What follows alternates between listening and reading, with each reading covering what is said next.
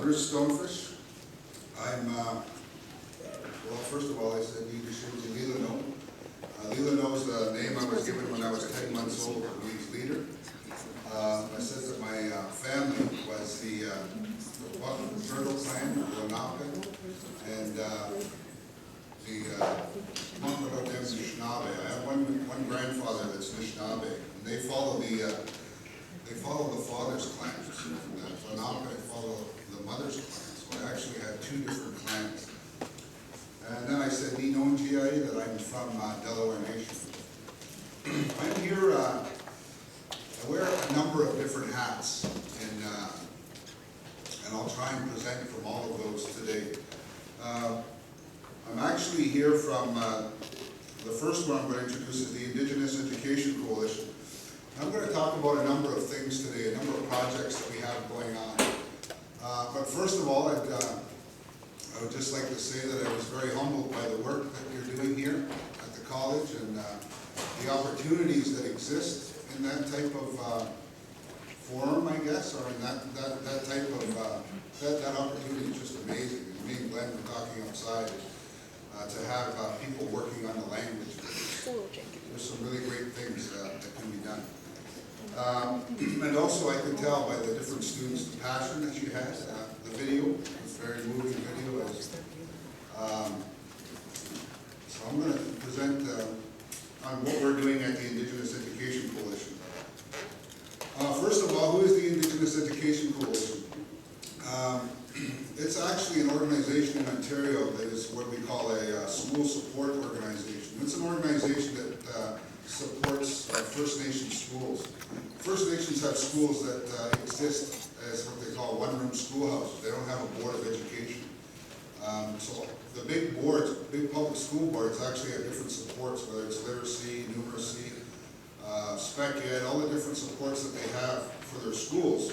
Our organization gets funded, very limited funding by the way, to try and support the schools that we have. It's a non-profit organization. We serve 9 First Nations and 2 Friendship Centers. We have a couple of offices, 11 staff, and we hire a number of consultants. Over 50 consultants on the different projects. And we're governed by a board of directors. What do we do? A number of things. We do professional development, curriculum development, language revitalization, student success planning, educational research, and the list just keeps going on and on and on. We actually run 54 different programs for our schools and First Nations in education in general.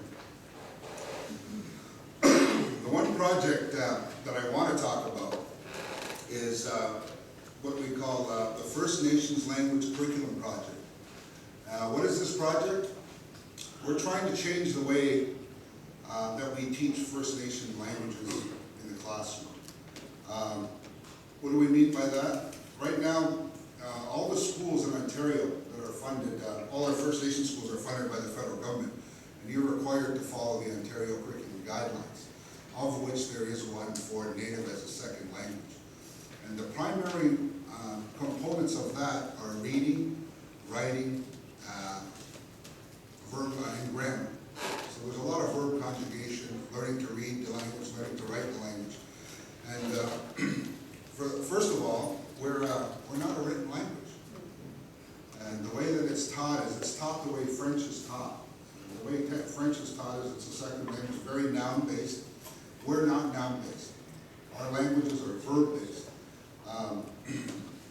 And that's really key because, hold on to that thought. We're trying to develop a cultural foundation that is inherent in our languages.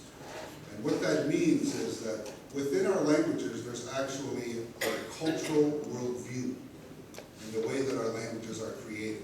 So that's what we're trying to bring up. We're trying to develop a new curriculum framework and guidelines for language programming. One of the things that we have going on in some of our schools, or most of our schools, is teachers that have learned or have been certified through different First Nations teachers programs. And they're taught to teach to those curriculum guidelines, which is about reading, writing, and grammar. And like I said, we're not about that. So what we have, there's a number of things I'll talk about. I'm trying to think which one comes first before the other. things that's happening is we have a lot of teachers that are teaching lists of verbs, or not lists of verbs, lists of nouns, vegetables, a list of trees, a list of foods, a list of vehicles, a list of family members, a list of body parts. And we're not really creating any fluency or proficiency in the language as far as it being able to be spoken. And we have a lot of crosswords, we have a lot of different, because we have a lack of cultural understanding of our language, you see a lot of teachers doing coloring books, a lot of coloring, things that aren't really conducive to creating fluency or proficiency in the language. So we're trying to develop a framework that will help guide teachers to actually the content that they should be teaching. But the framework has to actually teach to grade 1, grade 2, grade 3. We have to start at the beginning. It's like creating a whole new pedagogy, a whole new way of looking at the language, a whole new way of understanding the language, and then a whole new way of, well, an old way of teaching the language. So, and the last one is to promote oral language retention in classroom instruction. The French language, we have a number of experts or consultants that are given to us by the public school board, and this project has brought on a number of partners. Even the French language in Ontario, the way that they teach the French language has been reviewed or being reviewed for the last 3 years. And the reason that's important is because they're saying that they're not producing language speakers, that they're not producing proficiency in the language. So their movement is to go back to the oral language. And so when I heard that in the video today, I was like, see, this guy knows what's going on here. Maybe he's starting to understand what's going on. But that whole oral piece of our language and bringing that back, the French language is going that way. But that's exactly what our experts, our language speakers are telling us.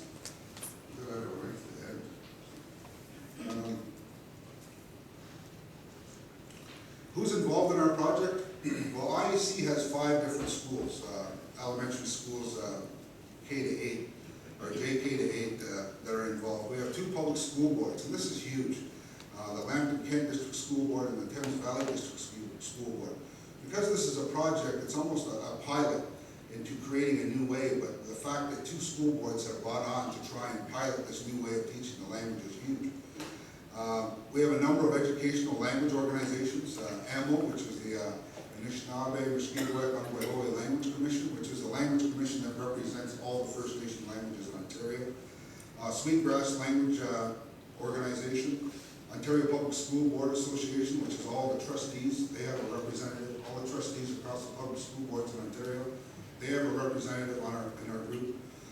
The Ontario Ministry of Education and Training, which is the Ministry of Ed for Ontario, they have an Aboriginal Education Office that's involved. Political organizations, PTOs, they're political territory organizations. And they're like, what do you have, the National Congress over here? Well, we have the AFN in Canada, and below in provinces you actually have territorial political organizations.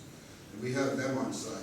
And we also have the Minister of Education, which is huge. I was able to present to the Minister of Ed a couple of times, and she sent support letters of how she wants more public school boards to get involved. In Ontario right now, they were scheduled to review the Ontario First Nations language guidelines 2 years ago, and they didn't do anything on it. They just started to work on it this year.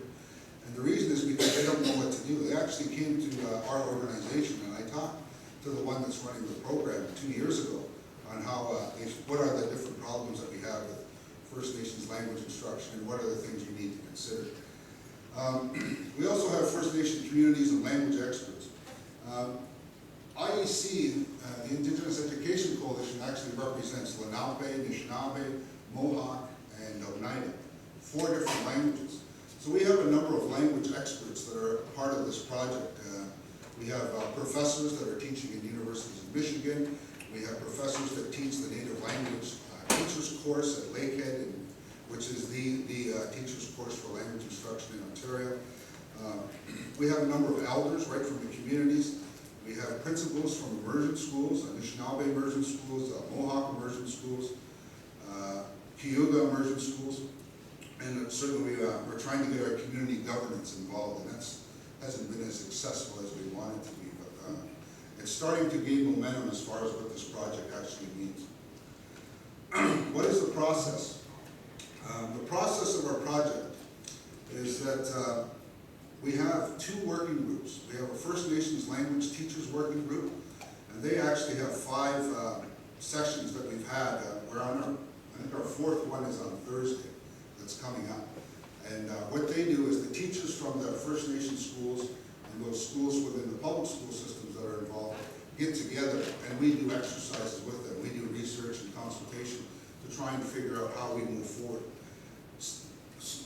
They are supported in turn by what we're calling a First Nations Language Advisory Forum. Now this is the one where we have the commissioner of the Language Commission, where we have elders, where we have the immersion school principals. This is the forum, and they support the work that the language teachers are actually doing.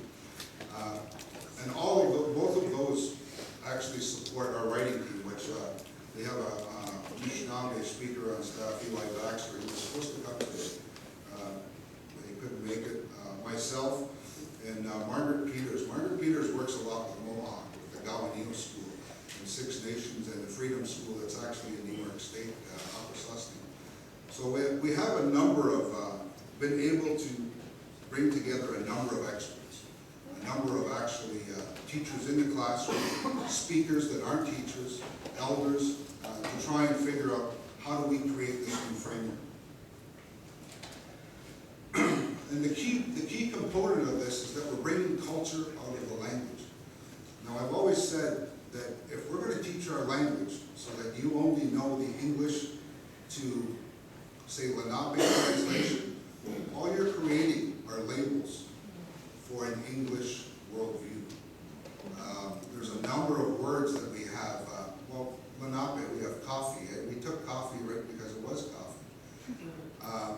But there's actually words in Anishinaabe that they tried to change. It's Niwi Shebo Eshkabo Dekichibu Swarthmore is the word for coffee.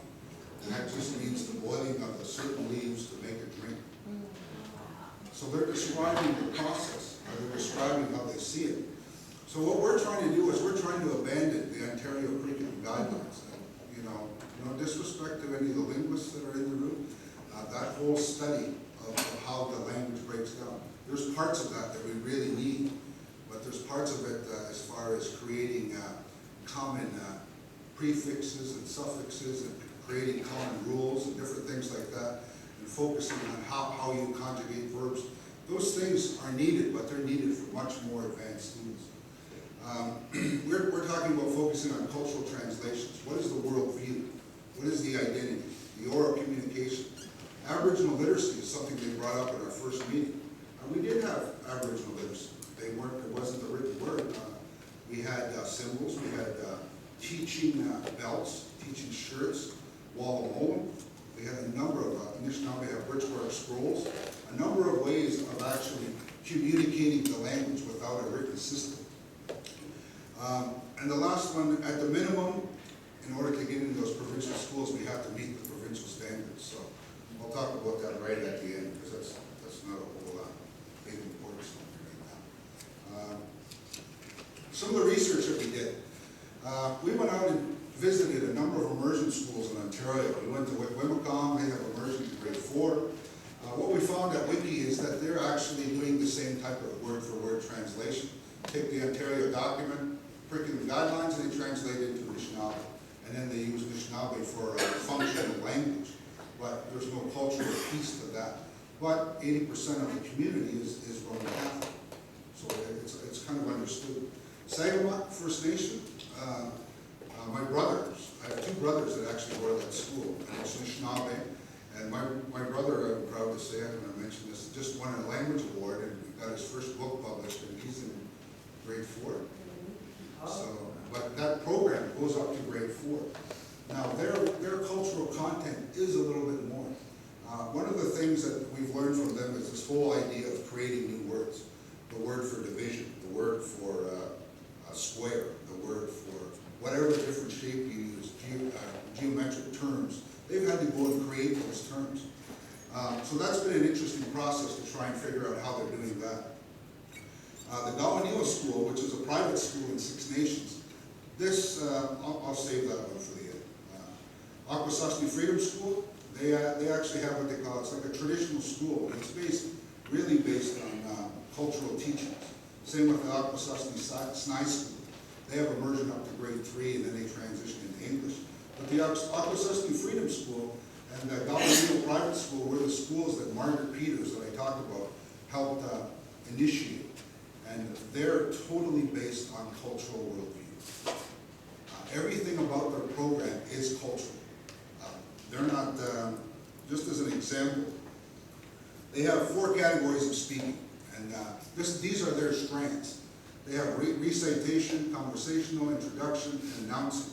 But each one of these has a cultural significance in the way that they live their lives and the events that are in their lives. Whether it's creation stories, speeches. I went to their school, and they've actually done socials, so there's no adults involved. The adults sit on the outside. They have their singers in the middle, and they have the rest of them sitting around the circle. And what will happen is the first drum group will go up, and then one will stand up and they'll announce what song is going to be sung, and what dance is going to be danced, and why they're doing that, all in the language. And then they sit down and they sing the song, and the other students come out and they do the dance.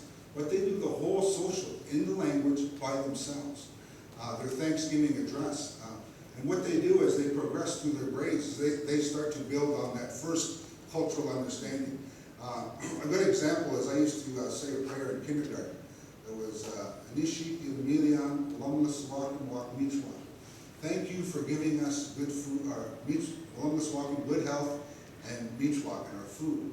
And if that was grade 1, maybe our JK, maybe kindergarten was Anishi Patmas Ilmilian Lomlaswakin Wak Michwakin Wak Ni Joseph Wak Ni Wikia. We add to that and we say my friends and my home. So that's how their actually Thanksgiving address progresses through the grades. But they use a number of different things. They have this stick, it's called the condolence cane. And on the condolence cane, there's 50 marks. I was in a grade 3 class where students could recite all 50 chiefs on that were represented on that. But they're really infusing the culture. We took these 4 strands and we actually developed our own, and I'll talk about that development in a little bit. Just want to talk about some of the work that the actual working groups are doing. We brought our, first of all, we created, let's go to this one, this is the best one. This is the most exciting one because we just had this session. And we had 2 different groups, and it just worked out that we had the men in one group that were speakers, and this is Anishinaabe. It's just in Anishinaabe where we don't have that many speakers and that many, we have a couple of teachers that come out, but the predominant language in our area is Anishinaabe, so I'm going to use some examples. But the men end up in the first group, and the women end up in the second group. So the exercise was to them, as I gave them a list of words, and I says, okay, can you break that word down to the root word, and then tell me what the cultural significance is? And the reason we're saying that is that in order to find our worldview in First Nations language, it's all within the language. It's all right there. You just have to be able to break that language down. So we gave them this task.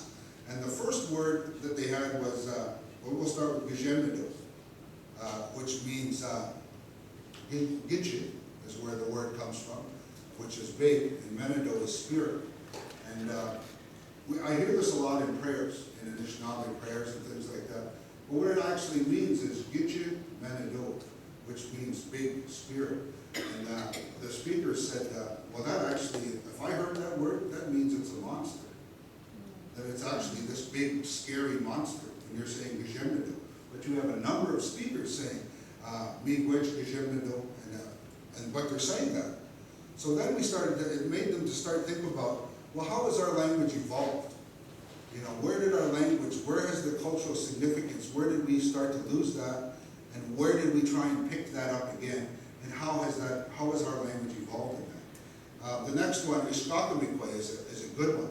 Because I went with the 2 gentlemen in the one group, and Ishkakamikwe, when you break it down, it actually, I got it spelled wrong there, but Ake, it's A-G-I, or it should be A-K-I. Ake is the root word, which means earth. And then Akimekwe is, it means mother woman. So it's this term of mother earth, how the word was created. But they couldn't figure out what Ish meant at the beginning. Kind of like Lenape. When we think about Lenape for our language. They didn't know where this Ish came from. So I took this word and I went into the other room with the women. And they had one more elder in there too. And I gave them this word. I said, Ishkakamikwe. Can you guys break that down? And they looked at me and they said, what do you mean? What is this word? I've never seen it before. And I was taught this in university when I took Anishinaabe. I was taught this word, and I've been using it, Ishkakamikwe, for I don't know how long, giving thanks to this Mother Earth. And what they said is that when you go back to the actual creation story of the Anishinaabe, the words that are in there are the descriptive, represent the relationships that exist within the language, how you actually experience the world. What has happened, what they're saying is this whole Mother Earth. There was a time when residential schools, people know about residential schools, right? Don't have to talk about how our culture and colonization, how a lot of our culture was taken away from us. And when the English teaching started to come back, and they start talking about, well, what is the earth? They said, well, you know, it's it's like a being, it's like our mother, it's the one that gives birth to all of creation. And then they made up this word, Ishkakamikwe. But the Ike, the earth, from the traditional teachings, the original word, went through this cycle of decolonization and come out the other side where they're starting to pick up those cultural teachings again and creating new words. And they said, that's a brand new word. So then we had other words for, so they said the real word is Ike. They said, you don't need that Ish. You don't need all that because it's Ike. All our teachings are in that. And that made us, when we took that back into the bigger room as a group, we started talking about it. We started looking at different words. And there was a number of words for creative that we used. And, or even the days of the week. I learned the days of the week in Anishinaabe, and I was so proud when I learned them. And Wednesday is Joseph Yizigat. And it actually means Joseph's Day. Or Mani Yizigat, prayer day. And what it was is that there were words created from the Christian influence. And that's where we started to think about our language. How has it evolved? What are the true meanings in our language?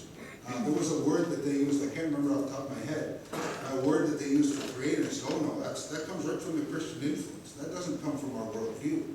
That comes from a worldview that we've taken on afterwards. Just like Kafe, just like Chalisa. Lenape examples. Kishalamukwan. The meaning of that is the one that created us by thought. When you break down this, is it Kishalamukwan is the verb of it? And I went over this at 2 o'clock in the morning, me and Leonard sitting outside and going over these words. But it's the verb of creating something by thought. Or there was a thought process to create this. And that's where that word comes from. It's actually the one that created us by thought. When you talk about our teachings in Lenape, that's an actual cultural teaching.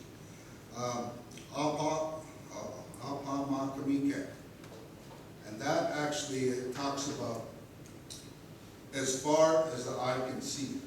And he talked about, there was what was it, Jasper Hill. You mentioned Jasper Hill earlier, and this word came from Jasper Hill. And Glenn said that there used to be, what they talked about is the sky dome. He used to say it's a sky dome.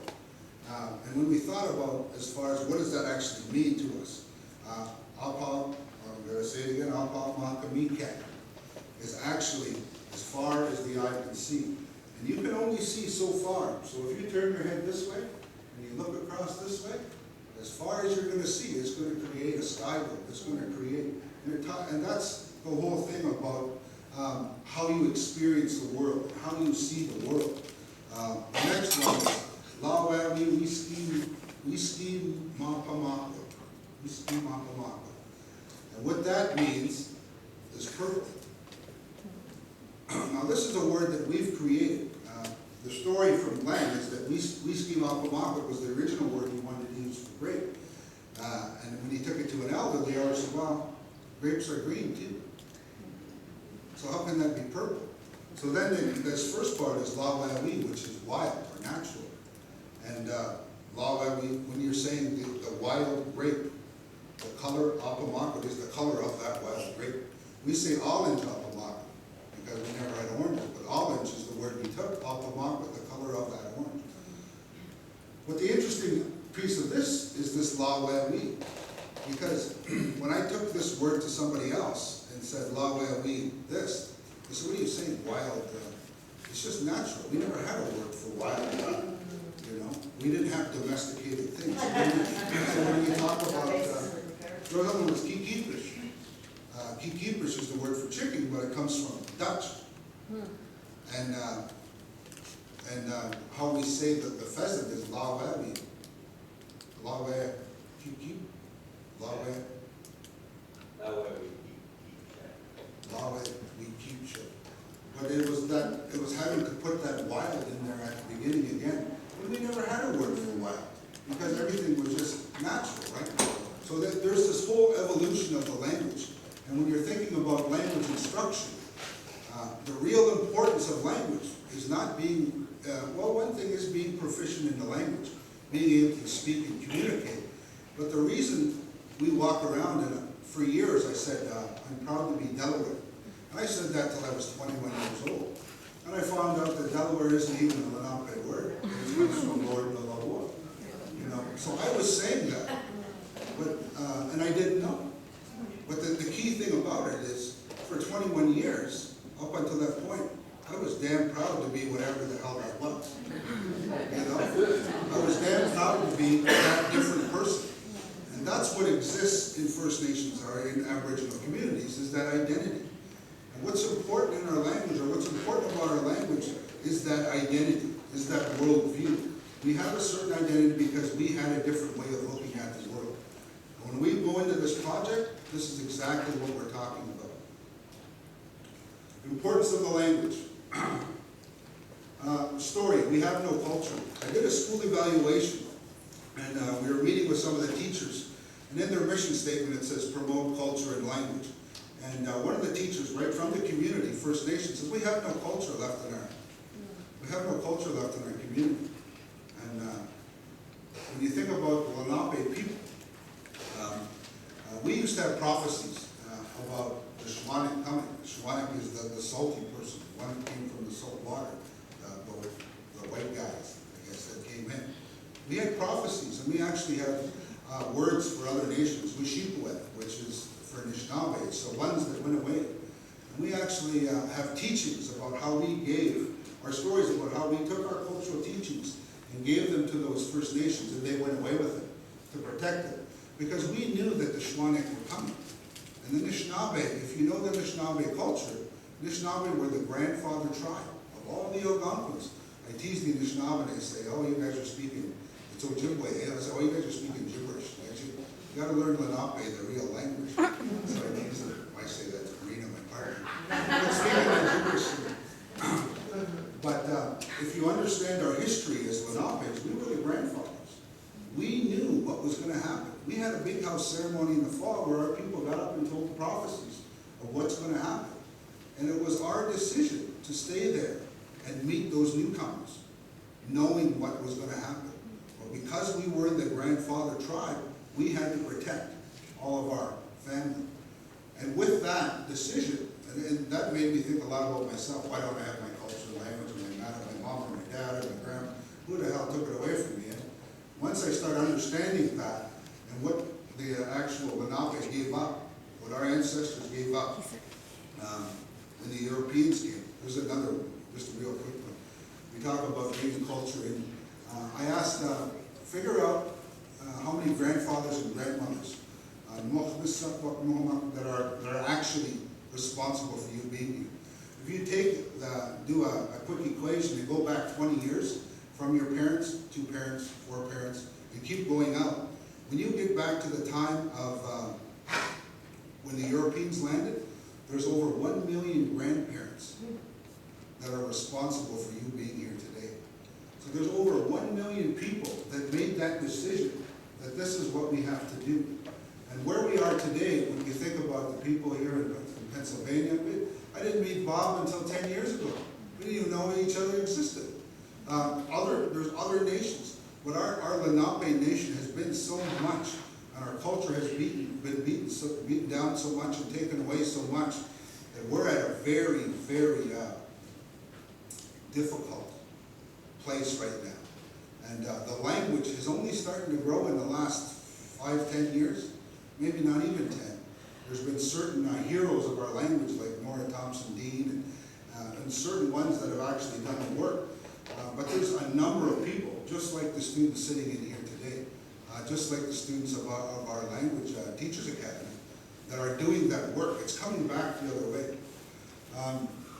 But we'll go back to the story. He says we have no culture in our community. It's all gone. It's taken away.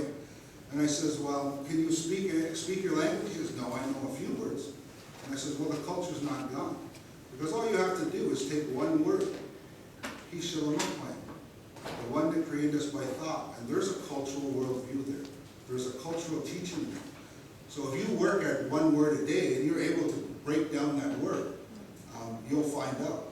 I was taught that the way that our languages are created is the way that we're related and the way we experience creation. The way that we have responsibility to them, the way we smell them, the way we see them, the way we hear them, the way we taste, the way we feel, the way we interact with them.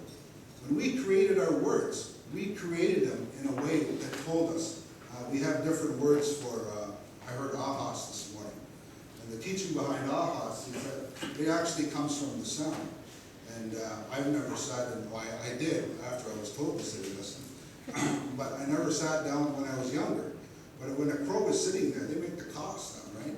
But if they're sitting there resting, they actually sit there and go, If you get up close and listen to them, they're actually saying their name. And there's different birds. Actually, the sound they make is what the name that we name them. So that's what I'm talking about, of understanding those words, to try and bring the culture out of those words. And that's what I told him, that you can't say your culture's gone, and we can't say our culture's gone. One thing that I'm excited about your project is you guys are documenting. You're documenting and you're preserving language. A couple of things I'm worried about, which is the next one, oral versus written, is how you do those things, and how you bring those old spellings to new spellings, and how that changes pronunciation. Because I know we heard some pronunciation that wasn't quite right in some of them. That's okay. We're working at it, but we have to really be mindful of how easily the word, the cultural significance can be lost if you mispronounce the word. Even down the pronunciation I have done, hockey stick and hockey stitch, they're two different things. They almost sound the same. But if I said, go get my hockey stitch, I want to go play hockey, you're going to look at me and say, what the hell is he talking about? You know, so close, stitch, stick. Even though the first word is said right, you can change the word so easily. Another good example, when I first started teaching language, I taught in Muncie. We taught a family course for about a year, and I had just come out of a course. I had learned for 22 weeks, an hour a day. So I'm in there teaching, and we have these two E's, this eh sound, now, in our language that it's hard to write phonetically. Eh. How would you write eh? You guys don't tell me now, but think about it. And there was a word, the first word that I teach everybody, Quinganao. Quinga, it's nice. Now is to see. Our now is to see you. Quinganao Loma, it's nice to see Loma, everyone. But I was teaching Quinganao. Somehow in my learning, I was writing this phonetics, and I went back and I was starting to say now. And people were hearing now, and it went from na to now.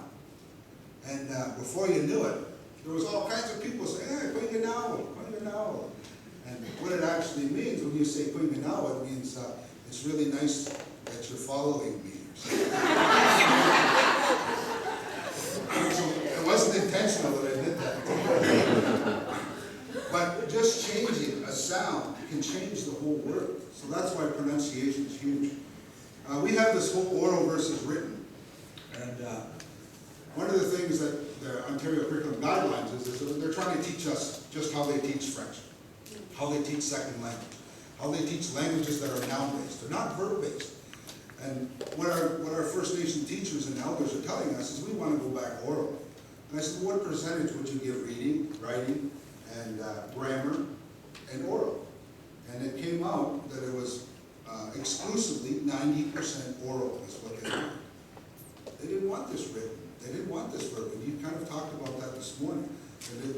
People don't want to know about that verb conjugation. And right now, those types of things are at such a high level that we're actually learning a language that is in a very English mindset. We don't even know how to break down English words. There's a few people that do, you know, but where did berry come from? Or where's a good one? Elephant. We talked about that last night. What does elephant mean? Is that like Greek for forgets or long nose or something like that? What does it mean?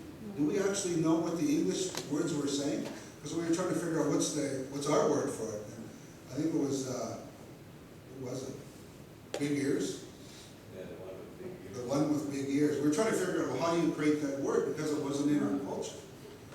But even when you think about English, the way we learn English, we don't give much meaning to the words we're actually speaking. Like I was going to start by getting up here and start swearing and say F this, F that. Then I would say, please excuse my English language. And that's what it is. We don't have those words in our language. But we have them, and there's a certain meaning there, but what does that actually, well, there's words. Whatever. But I mean, I heard George Carlin say one time, you're only as good as your language. You're only as good as your language. So if we're Lenape, what language are we speaking? And that's what we're trying to get back here, is this, we have this mindset, and we've been trained. We're all products of the same type of educational system in the US and Canada that has taught us to learn to read and write in a certain way. And we're trying to take that out. Some people can do verb conjugations. We have kids that are doing verb conjugations in grade 5, right? And that's tough. But do we have them understanding what those words mean? The whole importance of our language, back to the top, the whole importance is that cultural piece, that worldview. How did we see the world? How did we interact with the world? Cultural teaching practices. Our language is very spiritual. I heard you say that this morning. A very spiritual language. When you actually hear fluent speakers speak, it sounds like they're singing. It didn't sound like you guys were singing today in yours. You'll get there. But it actually flows and has a spirit to it. And it's because you're talking about a language that is about experiential. That it's making that connection and represents that connection of spirituality and the spirituality that exists and the relationships that exist within all of creation. That's what our language is. It's making that connection. And those songs, I love the songs, because the most language I learned in Lenape was sitting in a spot. I can remember the songs for each one of the doorways. It took me a while to actually to learn how to break down those words and understand what they mean. But the spirit within that language and the way they're singing it and the actual atmosphere and teaching practice that it's coming to me in is very spiritual. And it's very easy for me to actually take that in. And they talk about spiritual learning. There's elders that talk about it, that you have to learn on that spiritual. And that you actually take knowledge in on the spiritual level. And that's what I'm talking about, is that's the way that we interacted at one time. That's the way we interacted with the world. And of course the symbols, I talked about those ones. Getting into our work, what I did is I created 4 strands and I give these to the teachers and I said, okay, for our new framework, these are going to be our strands based on the Mohawk Immersion School. Ceremonial address, introductions, family and community, and conversation. And I give these to the teachers. Okay, most of my teachers, non-fluent. Most of my teachers are non-fluent in these school systems. So I said, if these are our 4 strands, what do you think should go under this? And I gave them opening address, personal introductions, vocabulary, and expressing personal needs and oral communication. I said, just as a starter, stick a bunch of things that you would think we should teach under that strand. I don't have copies, but I can hand it out. The actual list that came back after 3 times is 120 different words. They want to learn about prayers, medicine, 7 grandfathers, responsibilities, mother, community, leadership, storytelling, creation story, treaties, buildings, occupations, just a number of words. So what we did is we took these words, and this was the last forum we had, we took them to the elders, and I took 5 for each one of those strands, and I says, okay, if we're going to start teaching concept-based or content-based language, how can we break down those words? Can you guys actually break them down? And once we break them down, say, Gijemnido, if you break that down to the root, can you tell us what grade 1 is going to look like, what grade 2 is going to look like, what grade 3 is going to look like, and how we teach that? And we had quite a day, and it was a really eye-opening experience for them too, because the commissioner of the language commission and the teacher from the teachers, where they certified language teachers, says we have to have an emergency meeting. We want to get 100 people in. We want to, and I think it started to dawn on them that what we're talking about, because there was a man and a woman, both said basically the same thing. I've been fluent my whole life, but I've taken it for granted my whole life. I've taken it, and I've had all these words, but I didn't know how to break them down. I just took it as a mode of communication. Because I didn't know the culture, or because we were Christian, I've had that culture my whole life, but I didn't know how to use it. And now I'm asking them to break it down, and they're thinking, oh, wow, we got to get more people involved. This is a bigger concept than we're thinking about. When you think about our language, it's huge, because there's very few people that can break down the words, and they can't break down all of them.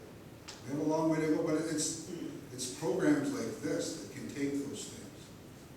When you're starting to look at words and what the root words are, and what those cultural meanings are, and you're starting to figure out where are the patterns, or where are the cultural meanings, those are the types of things that you can get these groups involved in, and starting to understand that cultural meaning, and understanding that process of breaking down to the root word. So there's huge opportunity here.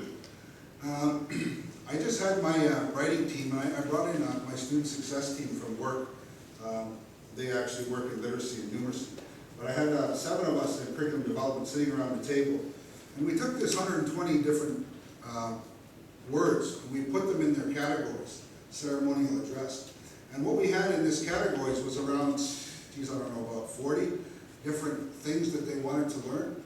What we had found out at the elders forum is that we don't need to teach individual words.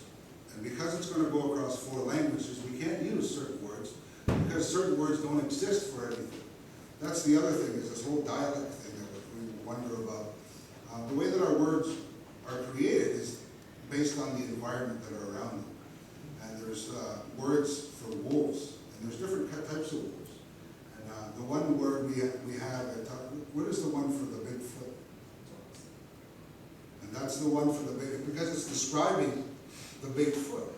But the word for in Oklahoma, or the word somewhere else, what is ours? What's ours? Weekjet. They're different words, but they're not. It's because of the description and the relationship they had with the environment. And then it doesn't become so much as if you think of it that way, it doesn't become so much as what is a dialect difference, but it's more of an environmental difference. But you're still looking for that cultural purpose in there. That's what you're looking for. And I know we get caught up on this. Well, that's one dialect, that's dialect. You guys say words different. Of course we say it different. We're from somewhere else, but we're still talking about the same cultural teachings. And if you look at both of those words, you're going to find our original teachings when we lived in what do they call it, the place where we all got drunk? Actually, it's Manhattan because of the spring waters, the place to get a drink. But you know how everything is mixed. But the prayers. So what they said is you have to start thinking about concepts. So we took all the different words and we started saying, okay, what are the different concepts? And we actually came up with 4. Now this hasn't gone back to the elders, and it hasn't gone back to the teachers yet. So you guys are the first to see this. So what we took in there is we actually said, well, there's prayers, and there was a number of prayers they wanted. And we actually took those prayers and said, okay, There's personal prayers, and then there's ceremonial prayers. And maybe that's a way for us to look at teaching prayers. The next one is in ceremonial address. The way I presented the word list is based on the way I load my pipe. There's a protocol to the way I load my pipe. I was taught that when you take the tobacco, the first one goes to the Creator, the second one goes to Mother Earth, you go to the four directions. And depending on what you're doing in that ceremony, there's a protocol to what comes next in that prayer. And then the last one goes back to the Creator. So I gave that protocol to them and said, well, let's try and frame it this way. And they said, well, there's so many different teachings and so many different understandings. There's no one right way to actually put it in a protocol or a list of things that has to be taught. So we moved it back up to personal prayers. Maybe that's something you say every morning. And more formal prayers are things that are said at the beginning of feasts, the things that are said on certain nights at the big house, things that are said during funerals. Those become more formal. Not given, and we're not even given any attention to what grade 1, grade 2, and grade 3 looks like in this. So the environment, we had the earth, all the things that are in the earth, and then all the things that are in the heavens. So that's how we did those two. The teachings, there was two different types of teachings they were talking about. Medicine wheel teachings, grandfather teachings, creation story, migration story. So we took the creation and migration story and separated it, and then took all other storytelling, legends, oral teachings, and put them in oral teachings. Celebrations and gatherings, that was another one. There's personal ones that you can teach about, reaching community, strawberry fast, going out, and then community ones like socials, or a big house ceremony, or smudging, different things like that. So we're trying to start grouping concepts of what it is. Now, when we get to the elders, maybe they're going to tear it apart and say, you can't do this, can't do that. But we're starting to move towards, there's actually a pedagogy of what they call concept teaching. And we're meeting with experts. We have one from California and one from Toronto that we're meeting with in the next couple of weeks to talk about this whole thing of concept teaching. Does that pedagogy of concept teachings fit into what we're trying to do here? Whoa, I did it again. So ceremonial address, just really quickly, I don't know how much time I have.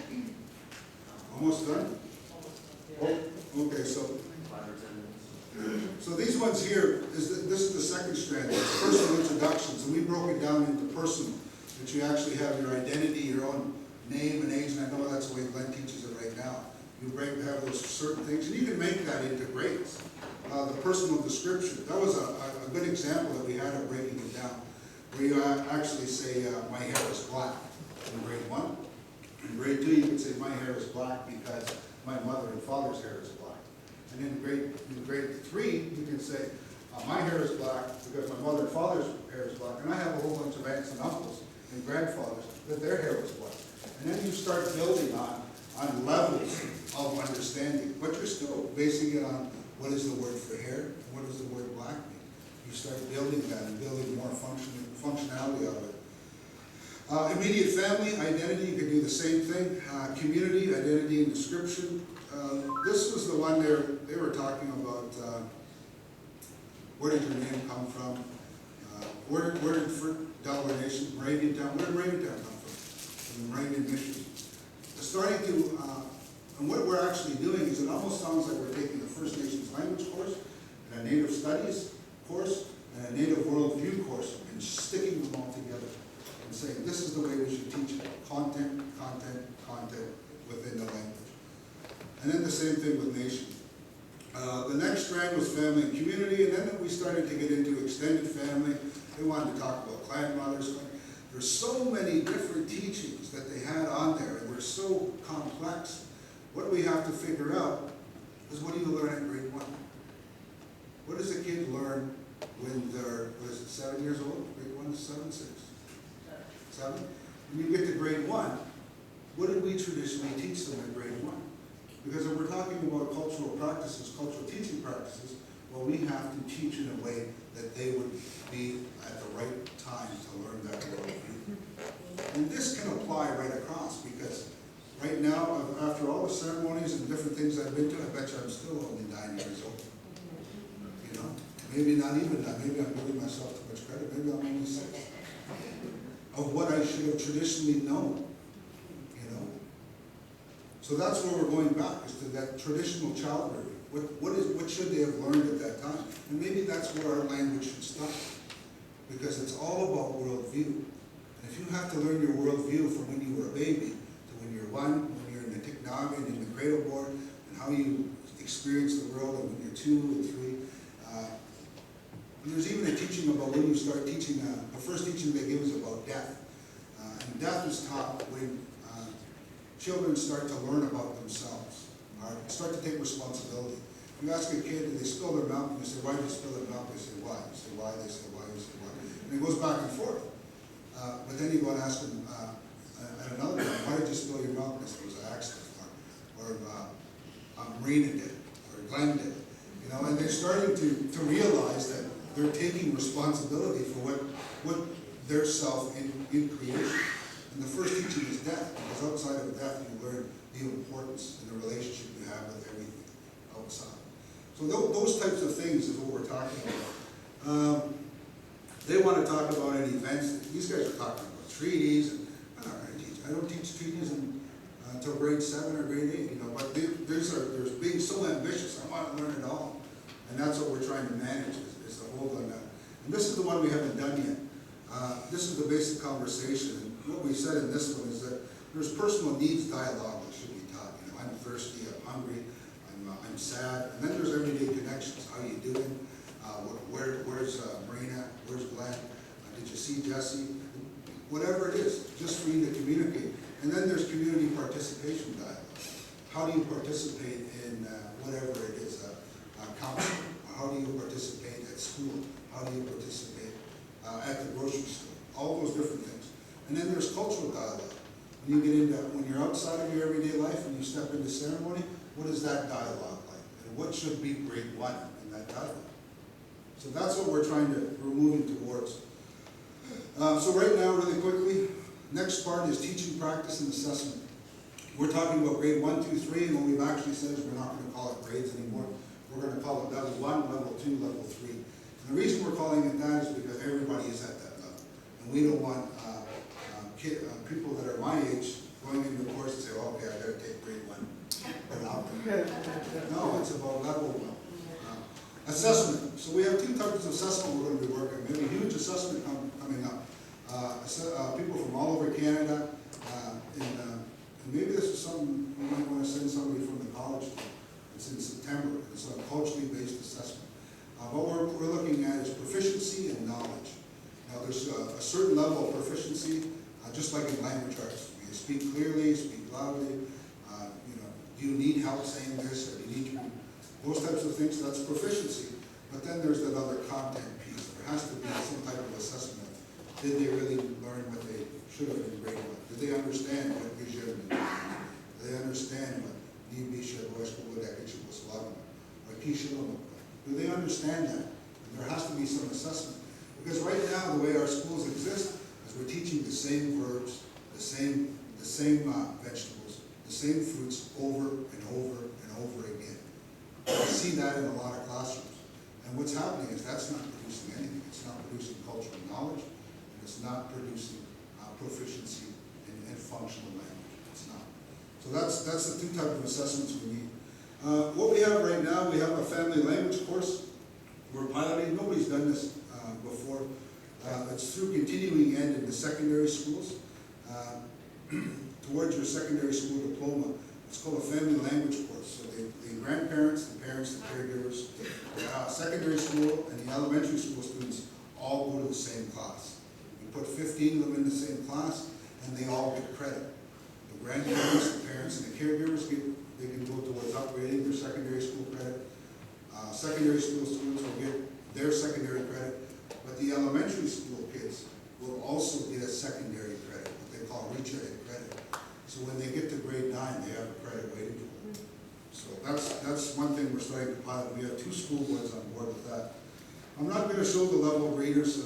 This was the thing that I talked about the whole written piece. Maybe I'll just do it real quickly. Is that all right? This whole literacy piece, is this reading and writing. And what they do in literacy right now in English is that one of the things they use is DRA, in Canada, which is Developmental Reading Assessment. And what it is it gauges if you're at a level 1, a level 2, a level 3, a level 4. But it's based on the number of words, the complexity of the words, what they call our frequent words, and they write little stories. And the first story might be, I see a red cat. I see a black cat. I see a black dog. And they're very repetitive, what they have. And then they get harder. I see a black and blue cat, let's say that. But they're all based in levels. So what we did is we tried to change that, and can we actually do that in First Nations languages? Coffee is 2 syllables, but it's about 30. So we can't, and what people tried to do was literally translate those English readers. So we hired 2 literacy consultants to come in, and this is what we did is we developed a system. And the system is actually, it's based on the number of syllables in a word and the concept that the word has. So there's actually a number of syllables, almost like an ingredients list that you can't go over. There's 17 stories in this, so we have 17 different levels. Maybe it's not working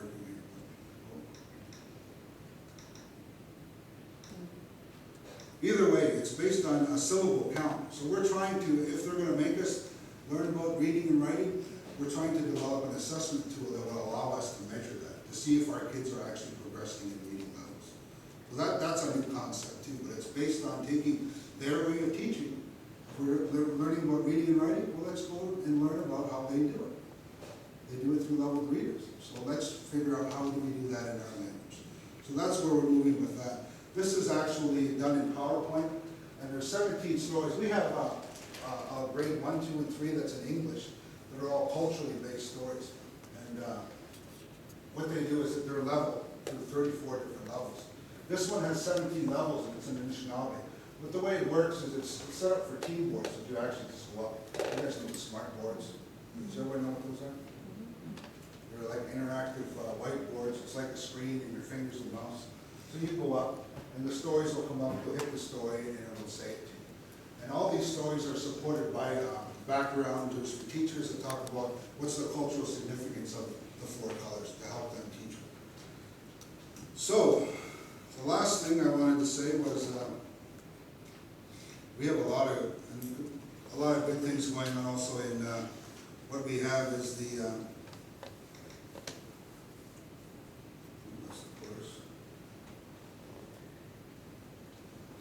what we have in the Lenape,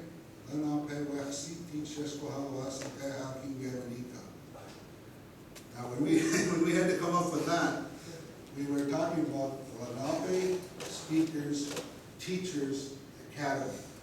So that's what we come up with at the end. But we have an academy that we've been starting to run cultural immersion classes, and we've been running them for, what was the first year, do you think? 2005? And how many have we had? 4. 4? And I would say there's over between 40 to 50 people that have attended those classes. And what we've done is we've tried to teach them some of the basics. The first booklet we actually had that we put out with an actual CD was this. And we had 17 different lessons, or 17 or 25 different lessons. And I forget how many words are in it, like 600 words, 700 words. And we thought we were going to get through that in 5 days. So we've been going through our own learning curve too on what we can actually do. And the last one we have, we're actually getting them to, this is the second one, it was a little bit more tame, where we started to take what they've learned already and actually have them to start showing us how they would teach the language. They actually had to have teaching sessions. So, but the one thing I do want to say about that is it has grown immensely. We've had a number of people out, Susie's over there, she runs her own camp, in Pennsylvania, in upper state, right? Runs her own camp up there. The Ramapos run a camp, and one of the smartest Swaniks I've ever met over there, Steve, he goes up and teaches Lenape to the Lenapes and Ramapos. I'm amazed. I ask him questions. We were asking questions outside. But we have some star peoples, and we have a program that we're going to run over in Muncie, right? And then there's Molly's got, I'll let her talk about it later, but there's camps everywhere, and it's reached, I would say, we're probably reaching over 100 different people, 150 people working on the language now. And it just started from one day. We said, well, Glenn, what do you think? Can we try and put 4 days together? And then we took two months and we wrote this. But what I'm saying is that there's a lot of things going on right now, just like what you're doing right now in the coursework, and I do commend you for what you're doing. It's a huge opportunity for us to move forward. One of the things that I will say at the end here is it has to be about the culture. It has to be about the content within the language. When we start doing more things and research that and understand that and teach that, then we're actually, Prime Minister Trudeau in the 70s said, if you don't have your language, you don't have your culture. And you have no right for self-government because you're just like the rest of us. And that's what they say up there. Because if you have your language and you have your culture, then you have your own worldview. And then there's a little bit difference in the way